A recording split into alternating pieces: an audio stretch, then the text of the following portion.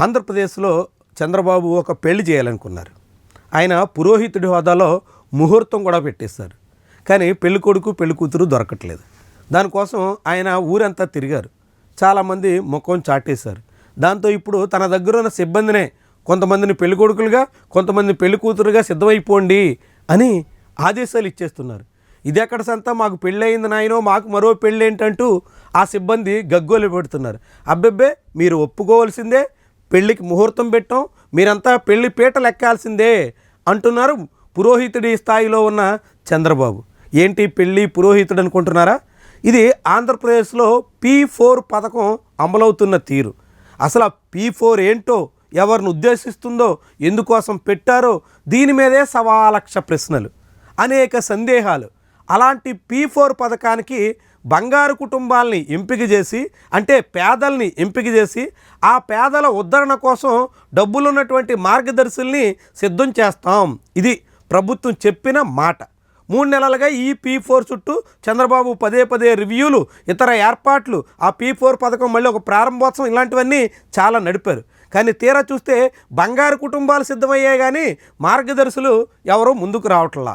బంగారు కుటుంబాలని దత్తత తీసుకుని ఆయా కుటుంబాల ఆర్థిక పురోగతికి తోడ్పడేదానికి తగ్గట్టుగా చాలామంది సిద్ధం అవుతున్నటువంటి ఆనవాళ్ళు లేవు. అలా మార్గదర్శులను ఎంపిక చేయాలి అంటూ గతంలోనే పంచాయతీ కార్యదర్శులకు టార్గెట్ పెట్టి మరీ ప్రయత్నం చేశారు. అయినా ఎవ్వరూ అందుకు ముందుకు రాకపోవడంతో ఇప్పుడు ప్రభుత్వం మరొక ఆసక్తికర నిర్ణయం తీసుకుని టీచర్లు దత్తత తీసుకోవాలి, పంచాయతీ సెక్రటరీలు దత్తత తీసుకోవాలి, సచివాలయ సిబ్బంది దత్తత తీసుకోవాలి. ఇంకా మరొక అడుగు ముందుకేసి ప్రైవేటు స్కూల్ యజమానులు కూడా ప్రతి ఒక్కరూ ఇంతమంది చొప్పున స్కూల్ స్ట్రెంత్ని బట్టి దత్తత తీసుకోవాలి, అట్టా మార్గదర్శులు అయిపోవాలి, బంగారు కుటుంబాలని ఉద్ధరించాలి అంటూ ఆదేశాలు ఇస్తున్నారు. చాలా హాస్యాస్పదంగా కనిపిస్తోంది.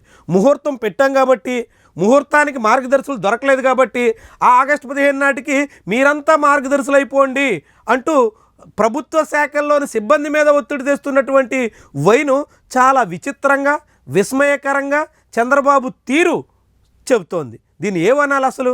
ప్రభుత్వం ఎక్కడైనా దత్తత తీసుకోవడం కానీ, లేదంటే ఇతర రకాలుగా సహాయం చేయడం కానీ, అదంతా ఎవరికాళ్ళు ఇండివిజువల్గా చేయాల్సినటువంటి విషయం అన్నది మర్చిపోతుందా? ఎవరైనా తమంతు తాముగా వచ్చి సాయం చేస్తారే కానీ బలవంతంగా మీరు ఇంతమందికి సాయం చేయండి, మీరు ఇంతమందిని ఉద్ధరించండి, మీరు ఇంతమందిని దత్తత తీసుకోండి అనేటువంటి కండిషన్లు పెడితే ఎట్లా ముందుకెళ్తుంది? ఏ రకంగా సాధ్యమవుతుంది? ప్రభుత్వం బలవంతం పెట్టిన తర్వాత ఏదో పేరుకి ఒకరిద్దరిని దత్తత తీసుకుంటున్నట్టు ప్రకటించొచ్చేమో కానీ అది ఆచరణలో ఎట్లా సాధ్యమవుతుంది?